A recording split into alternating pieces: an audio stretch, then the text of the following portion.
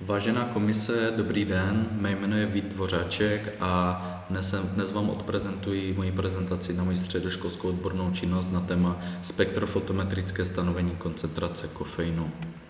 Cílem této práce je informovat konečné spotřebitele o množství kofeinu v daných vzorcích káv, které jsem měřil, porovnat množství kofeinu mezi jednotlivými vzorky káv a popřípadě i pro navázání pro další závěrečné práce. V úvodu si něco řekneme o teoretické části, kde se budeme zejména bavit o kofeinu a spektrofotometrie. V praktické části se zejména budeme bavit o kalibrační křivce, o vzorcích káv a měření vzorků káv a v závěru bude poté diskuze a výsledky. Kofein je purinový alkaloid patřící do skupiny metylxantinu. Systematický název je 1,3,7-trimetylxantin a má obrovský vliv na funkci kardiovaskulárního a nervového systému. A metabolity kofeinu jsou paraxantin, teobromin a teofilin. Spektrofotometrie je analytická metoda pro zjištění množství koncentrace daných látek ve vzorcích a využívá Lambert-Beerův zákon a já jsem používal UV-Vis spektrofotometr, který můžete vidět zde na obrázku. Postup přípravy zásobních roztoků pro kalibrační křivku začínají tak, že jsem navážil 0,052 g standardního anhydrátu kofeinu, a který jsem kvantitativně dal do odměrné baňky o objemu 500 ml, ve které byl v poměru 1:1 metanol a voda a koncentrace zásobního roztoku je 100 mg na litr. A zde můžete vidět koncentrace kofeinu v kalibračních roztocích.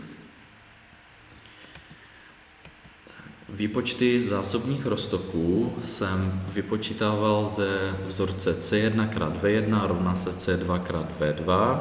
Zde můžete vidět, co jednotlivé veličiny znamenají. A z tohoto vzorce si vyjádříme V1, čili následující vzorec bude vypadat následovně. V1 rovná se C2x V2 lomeno C1 a výsledky jsou v mililitrech. A zde můžete vidět objem zásobního roztoku, který jsme si vypočítali z toho vzorce z předešlého slajdu. A zde můžete vidět tabulku naměřených absorbancí kalibračních roztoků ve spektrofotometru a můžete vidět z tabulky vlnovou délku v jednotkách nanometrech, konkrétně 275 nanometrů, protože kofein absorbuje při vlnové délce 275 nanometrů. A tyto absorbance jsme následně použili do kalibrační křivky.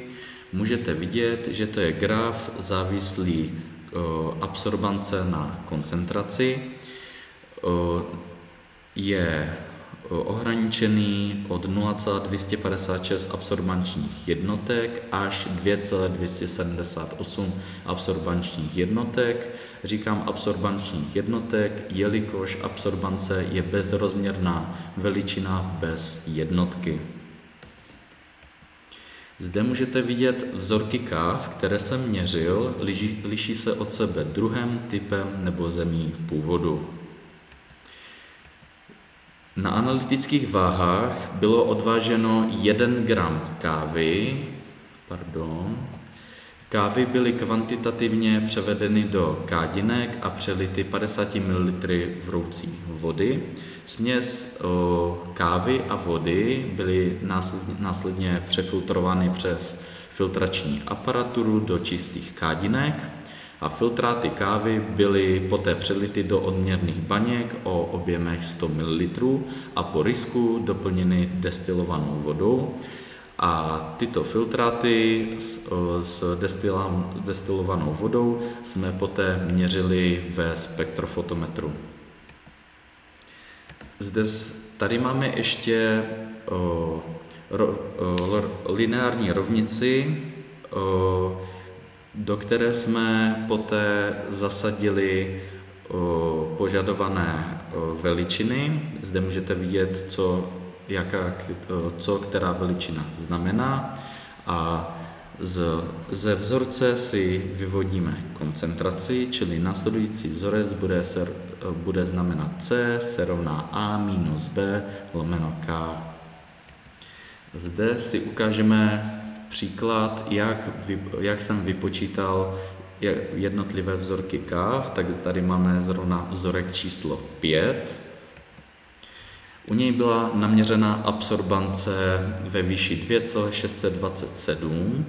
Absorbance neodpovídá hodnotám kalibrační křivky, tudíž museli jsme vzorek 10krát zředit destilovanou vodou a absorbance nám tedy poté vyšla 2,064.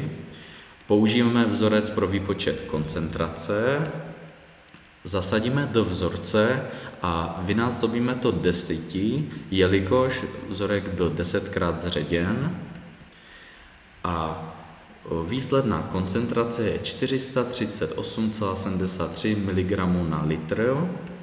A zde můžete vidět přepočet na jeden šálek o objemu 250 ml, čili v jednom šálku této kávy o objemu 250 ml, to je ten šálek, je 305,81 mg kofeinu. A zde můžete vidět graf absorpčního spektra této kávy a můžete vidět dole vlnovou délku, a při vlnové délce 275 nanometrů se vyskytuje pík, který je charakteristický pro kofein. Můžeme říct, že v této kávě je obsažený kofein. Zde si porovnáme dvě bezkofeinové kávy. Vzorek číslo 10 je rozpustná bezkofeinová káva a vzorek číslo 12 je zrnková mletá káva původem z Itálie, bezkofeinová. Zde můžete vidět graf absorpčního spektra bezkofeinové rozpustné kávy a můžeme vidět, při vlnové délce 275 nanometrů se vyskytuje pík, který je charakteristický pro kofein, ale metoda spektrofotometrie nezjišťuje přímé látky, které jsou obsaženy ve vzorku, ale vypočítává koncentrace, čili můžeme se domnívat, že je zde kofein nebo metabolit kofeinu.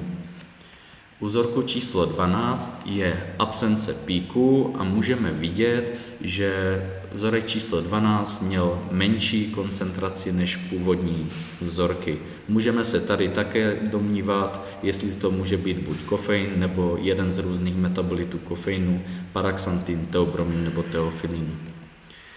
Největší koncentrace kofeinu měly rozpustné neboli instantní kávy.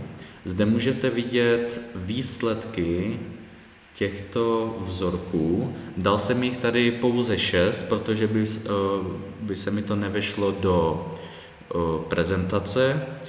Zbytek výsledků je v mé práci. A můžeme vidět, že opravdu měli většiny vzorků vyhrávaly rozpustné kávy o nejvyšší koncentraci kofeinu.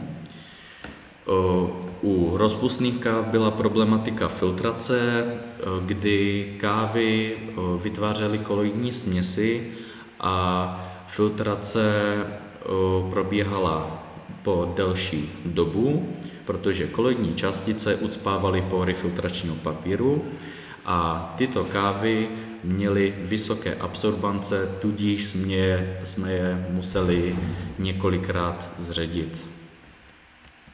Zde máme zdroje. Děkuji za pozornost. Nashledanou.